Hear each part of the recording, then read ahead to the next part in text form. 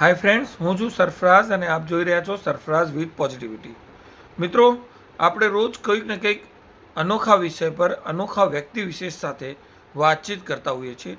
પરંતુ આજે આપને એક અનોખા રાજકારણીની એટલે સાચા અર્થમાં કહીએ તો એક અનોખા સમાજ સેવકની વાત કરવી છે.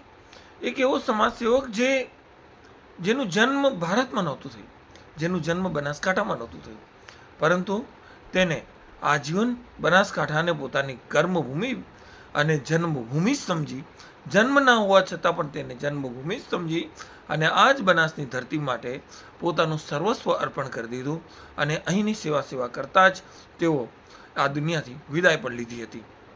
જી હા, આપણે વાત કરી રહ્યા છીએ પાકિસ્તાનના થર પારકર જિલ્લાના મીઠી ગામમાં જન્મેલ લેખરાજ બચાણીની. લેખરાજ બચાણીજીનો જન્મ પાકિસ્તાનમાં ભલે થયો હોય, પરંતુ આઝાદી બાદ તેમનું આખું પરિવાર એ બનાસકાંઠાના પાલનપુરમાં આવીને સ્થાયી થયું હતું અને અહીંથી જ તેઓએ વકીલાત પણ કરી અને સાથે સાથે જનસંઘનું કામ પણ કર્યું.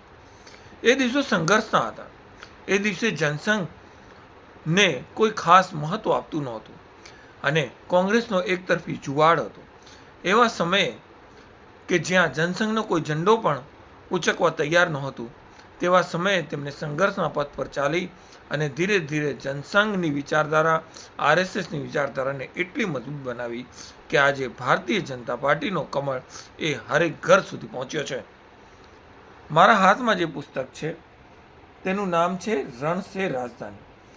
આ લેખરાજ બચાણીજી પર તેમના 75 વર્ષ પૂર્ણ થયા વખતે લખાયેલું હતું.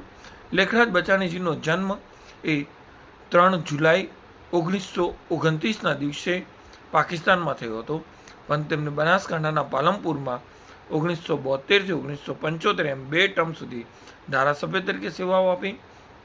આ ઉપરાંત 3 થી 4 ટર્મ સુધી પાલનપુર નગરપાલિકાના સભ્ય તરીકે સેવા આપી અનોખી સમાજ સેવાનું ઉત્તમ ઉદાહરણ પૂરું પાડ્યું હતું.